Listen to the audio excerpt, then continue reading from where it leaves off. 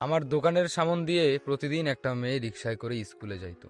জানি না মেয়েটা কই থেকে আসতো।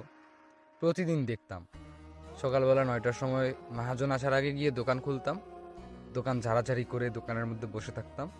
আর ঠিক 9টা বাজতেই বা 9:30 9টার কাছাকাছি সেই মেয়েটা কই থেকে যেন আসতো, এসে মেন রাস্তার সাইডে দাঁড়াতো অনেকক্ষণ, 10 মিনিটের মতো।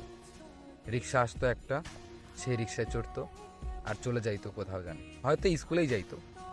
গায়ের মধ্যে স্কুলের ড্রেস ছিল, কিন্তু মুখ ঢাকা ছিল, শুধু চোখ দুটোই বের করা ছিল। প্রতিদিন দেখতাম, 2-3 মাস কেটে গেল।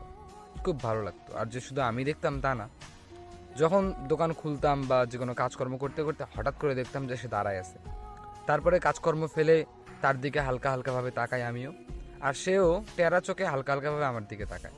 ঠিক আছে, একদিন শুক্রবারেও মহাজন ডাকলো, বললো যে শুক্রবারে দোকান খোলা থাকবে, শুক্রবারে আসিস, একটু দোকানের মধ্যে আয়োজন করব খাওয়া দাওয়ার। মানে টুকটাক ব্যবসায়ী যারা থাকবে তাদেরকে খাওয়া দাওয়ার একটা আয়োজন, বুঝছেন। সো দেখলাম যে সেদিন অনেক লোক আসছে, দোকানের ভিতরটা একটু বড়, সো দোকানের ভিতরেই চেয়ার টেবিল দিয়ে সবাইকে খাওয়াচ্ছে আর কি। অনেকেই ফ্যামিলি নিয়ে আসছে খাওয়ার জন্য, মানে 200-300 লোকের আয়োজন, বুঝছেন। তারপরে আমাকে বললো যে শোন, তুই একটু পরে খা, এখানে আগে খাবার দেওয়া নেওয়া কর, ওখানে পানি দে, ভাতটা দে, কার কি লাগে দেখ।